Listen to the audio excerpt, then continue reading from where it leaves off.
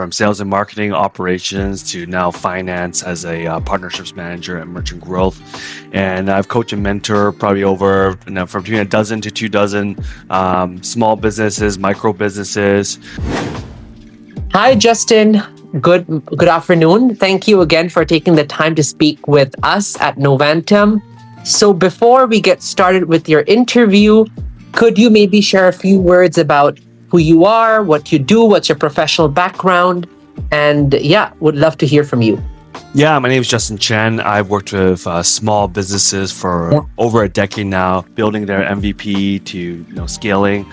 It's always fun to see these business owners and these entrepreneurs take shape of their dreams and help them come to realization and come to life. Perfect. No, thank you for sharing that background. It's exciting to have you with us today. And of course, you are one of our sales experts contributing to kind of Novantum's development. We're excited to hear from you. So today's subject for the interview would be, let's imagine a student at Novantum, wants to start their own event management company. They have a lot of background, a lot of experience in event management. But again, this is a different challenge because they're moving from their expertise and starting to build their own business, like they're venturing into entrepreneurship. So essentially, my first question for you would be, who should they start targeting? Like, what does their target audience look like? What do you have some advice, some recommendations for them to start looking and how they can kind of solidify and narrow to their target audience? I believe any entrepreneur they should start with friends and family.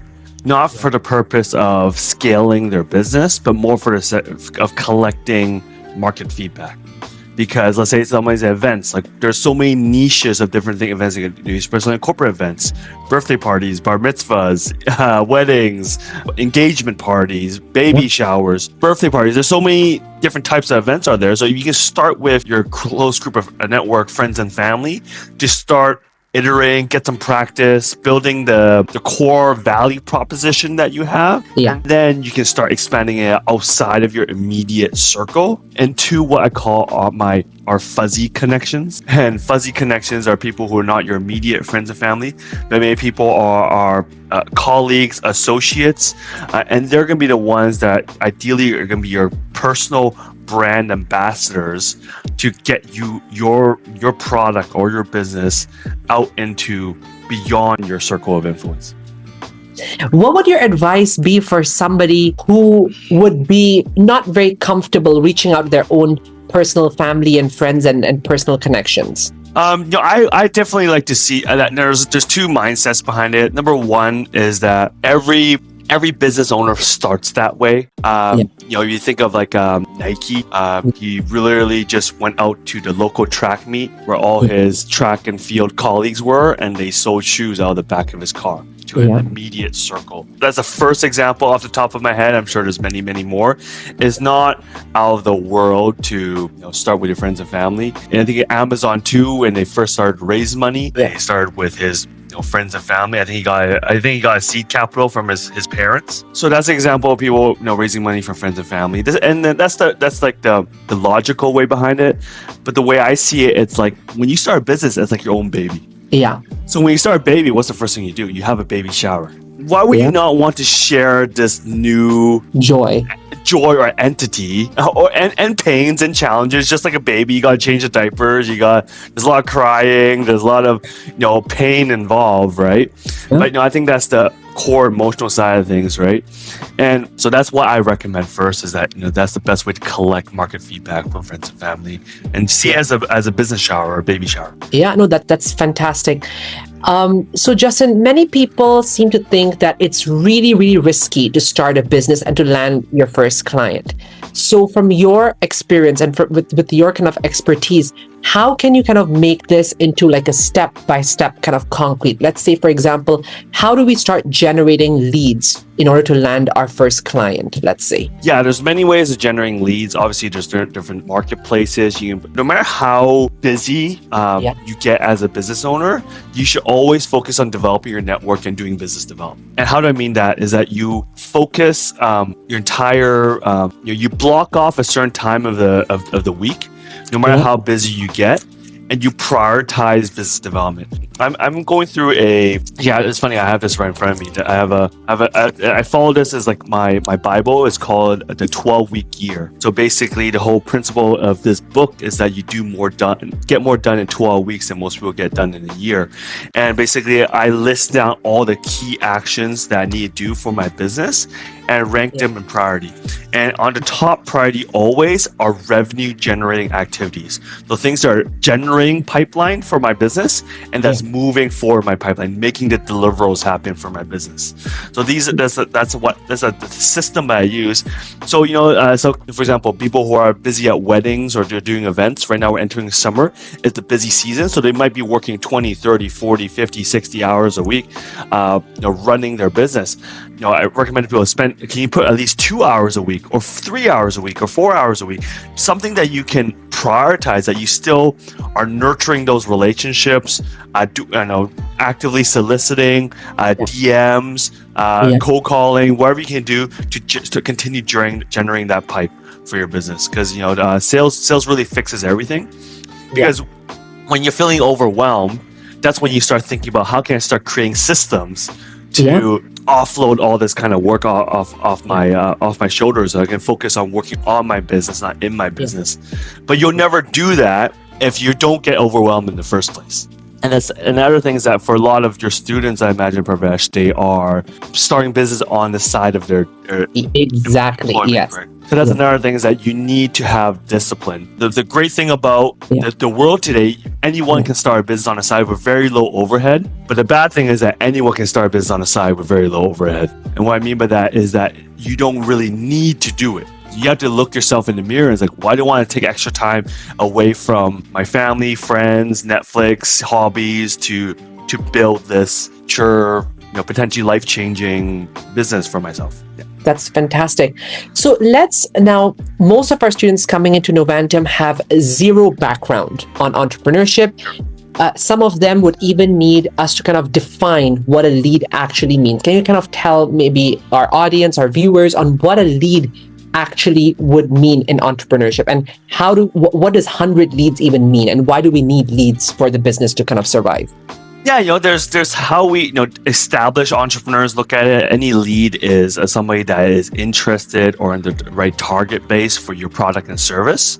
But for a new entrepreneur, they might not know what their target is. So I would define a lead as anyone that's in your contact base, right? So anybody that's on your social media, in your phone contacts, on your in your email data, in your email list. I would consider that a lead, because you don't know who is your potential customer yet, especially as a starting new entrepreneur. So for a student who is starting an event management company, do they start just contacting their family or friends, or is there a more methodical way to kind of document their outreach? Yeah, that you can get a lot done on Excel. I think that's why a lot of people start, recommend, is that publicate a list of, I'd probably start with 10. Get 10 people in your friends and family or in your immediate circle of influence, and reach out and collect market feedback, right? And document that, right? And then next part of it, start pitching and say, hey, this is what I'm thinking of doing for your next 10, or go back to 10. Because I think there's a famous saying in business that if you ask for money, people will give you advice. If you ask for advice, people will give you money. That's true. And people will give you opportunity, because when you're really trying to create a customer solution that really fits with the needs of someone that you're talking to, right?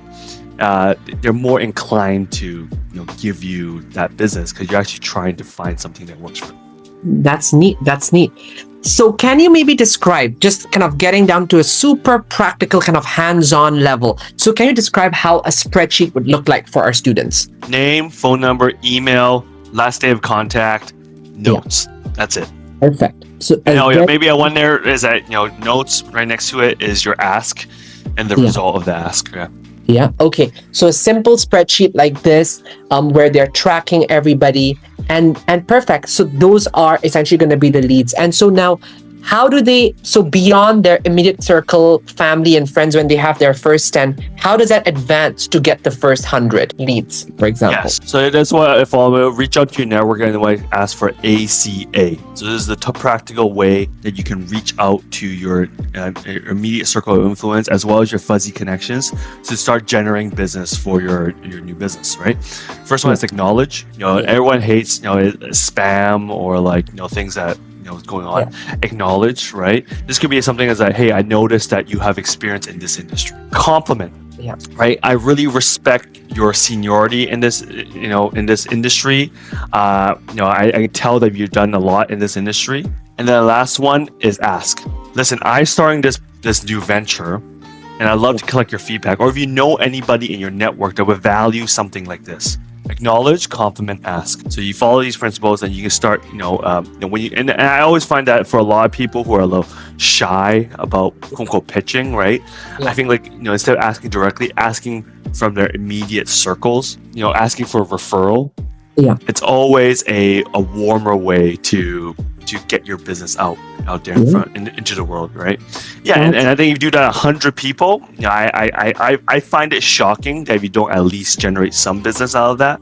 Wow, that's really proud. Thank you for that. So let's say we reach out with the principles that you just kind of shared, and we don't get a positive or we get no response from these messages. What would your approach be to entrepreneurs who are feeling a little bit nervous, scared, and kind of anxious about a no response, or let's say ghosting? People ghost them. I think a lot of people understand that ghosting happens all the time in this world, and I'm not sure. Maybe it's a Canadian thing as well. I found that Canadians are they're polite but not friendly. Where that they'll never say no, but they'll say if a maybe means a no. I'm not sure if anybody has experienced that in the workplace or not, right? But I find that and just move on.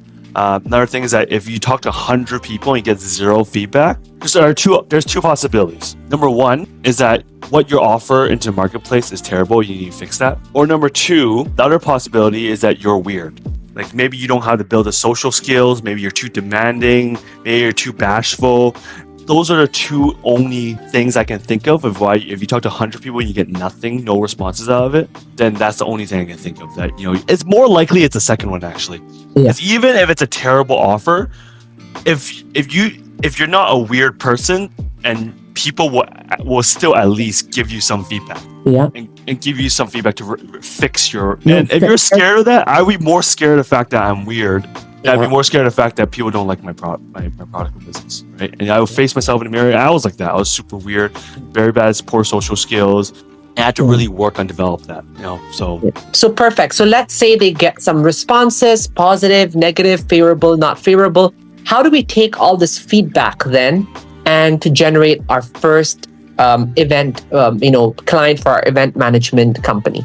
And to collect some feedback is that I think you can make an offer that hey, do you now go to the next 100 and say, hey, I'm looking to help out. I want to work out. I'm planning this business out on top of my job. I don't have a lot of time, but I'm looking to do 6 events in the next month or so. Do you know anybody that has a bar mitzvah, whatever, a wedding coming up that I can help out? Because I'm first starting out, I'm offering very discounted rates. All I'm asking for is a good review, or that I can write a testimonial about that. That's all I'm asking for. Once again, I feel hard pressed if that the next 100 that you don't get more, you'll get better feedback from that, and you don't get business out of that. Justin, I thank you so much for your time today. And again, this is a brief overview of how Novantum supports entrepreneurs in launching their first business, service-based business. For more information, stay tuned, and we will feature more experts like Justin who have a lot of experience, whether it be in sales, operations, marketing. Stay tuned for more advice on launching your first business. Thank you so much. Thanks for having me. That was awesome. Thank you.